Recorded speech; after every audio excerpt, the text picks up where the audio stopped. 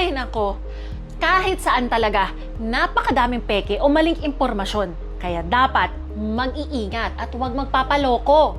Lalo na dyan sa mga kung ano-anong nababasa nyo online. Napakadami samut-sari at hindi mo na nga alam minsan kung anong paniniwalaan. Kadalasan ang iba dyan dumaan lang sa timeline mo o kaya naman forwarded message na hindi mo na matrace paano at kanino nagsimula. At higit sa lahat, karamihan dyan, recycled fake information o yung paulit-ulit na pinapakalat. Ayaw mag-give up. Kagaya nito, may mga Facebook pages na nagsasabi na di umano ang dating Pangulong Ferdinand Marcos ay kinidnap daw ng mga CIA. Yes, Central Intelligence Agency ng Estados Unidos. Nakakaloka, right? Pero ang totoo, hindi ito tama. Again, mali. Sa katunayan, nakaalis ang pamilya Marcos noong 1986 dahil na rin sa tulong ng bansang US. Walang kidnapang naganap. Pero, pag ganyang mga impormasyon, yung mga naka-text format, ang karaniwan nilang ginagawa dyan, post, caption, o kaya minsan ay comment. Pero, wag agad-agad maniniwala. I-fact check natin yan. Ito general tip. Pag may mga nababasa kayong post sa social media, tapos napukaw yung damdamin nyo, yung emosyon nyo, na galit, na excite, na iyak, o talagang galit na galit kayo, chances are, misleading o kaya mali ang impormasyon na nabasa nyo or na-consume ninyo. Ang dami ng research ang nagsasabi niyan, kadalasan yung mga nagpapakita or nagpapakalat ng mga peking impormasyon, yan talaga ang isa nilang goal kasi emosyon talaga. Doon nila dinadala yung mga tao sa mga emosyon. Ito, sample na lang. Sinasabi na ang Pilipinas daw noong panahon ni dating Pangulong Ferdinand Marcos ay isa sa pinakamakapangyarihang bansa sa buong mundo. 'Di ba kung ikaw naghihirap ka ngayon o nakikita mo na iba na ang estado ng bansa, mapapaisip ka or magagalit ka, bakit hindi na tayo ganun? Pero ang totoo niyan, mali. Next, i-check agad ang grammar o kaya ang style.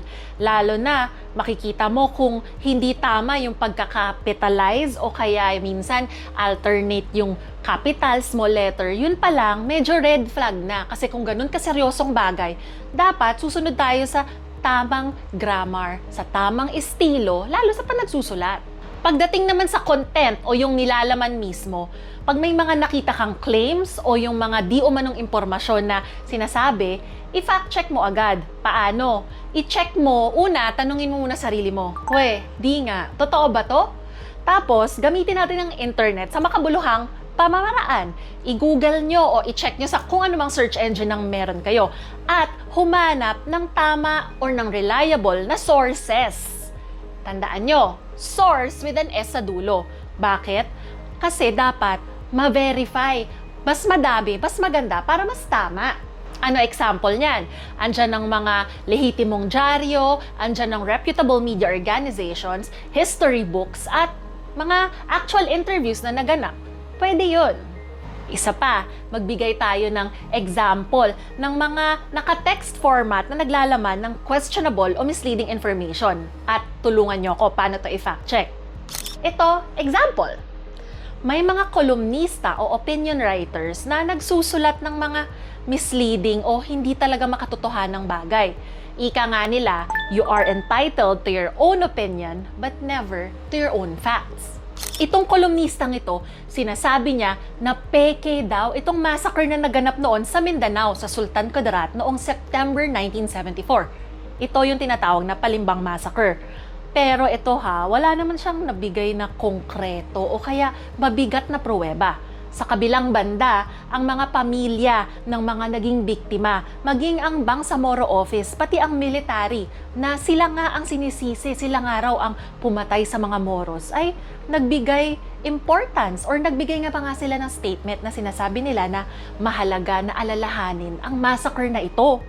'Di ba? Anong papaniwalaan mo?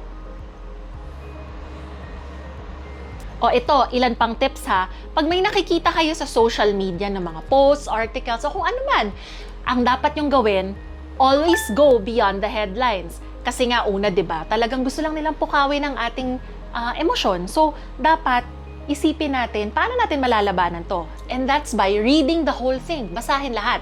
Pangalawa, check the source. Look for other sources. With S, madaming S 'yan. And next, tignan din natin kung kailan ba 'to nilabas. Mamaya hindi na pala updated o kaya nung unang panahon pa o kaya mali-mali yung date. Yun pa lang, red flag na. At pinaka-importante sa lahat, always, always, always, always, always, think before you share. Yun ang mahalaga. Kaya dapat maging mapanuri. Huwag basta-basta maniniwala. Check? Check PH!